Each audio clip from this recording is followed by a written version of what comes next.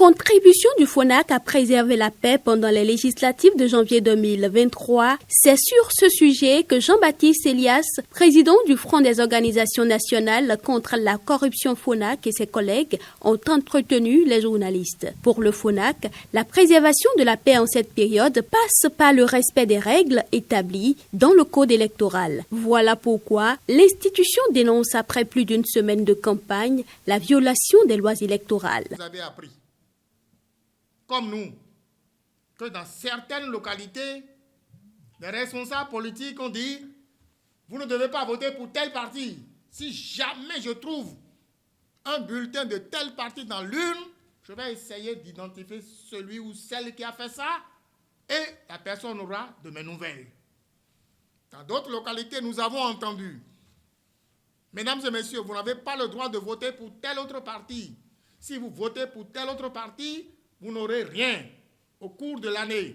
Vous devez voter pour tel autre parti parce qu'en votant à ce parti-là, vous aurez ceci, vous aurez cela, vous aurez ceci, vous aurez cela. » L'article 50 du Code électoral interdit de faire comme ça. Nous avons des informations provenant des communes où des tonnes de riz, de maïs, de vivres en général, sont en train d'être préparés pour distribuer aux gens dès le 3 janvier 2023 jusqu'au 7 janvier 2023, veille des élections.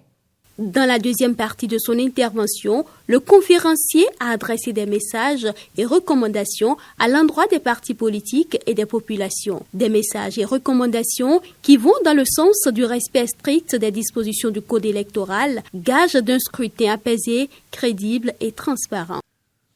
Nous recommandons de bien comprendre qu'il est interdit d'offrir des cadeaux et autres présents pouvant influencer le vote 12 mois à l'avance, qu'il ne faut pas distribuer les bulletins et autres documents de propagande des partis politiques le 8 janvier 2023. Qu'il faut que tous, autant que nous sommes, nous puissions dire non à la corruption en période électorale. Qu'il faut dire non à l'achat de conscience, que nous disons tous non au vote des mineurs. Nous recommandons à ce que nous disons non au vote des étrangers, qu'il faudrait éviter les provocations, éviter la violence. Nous devons tous œuvrer pour la paix dans le pays.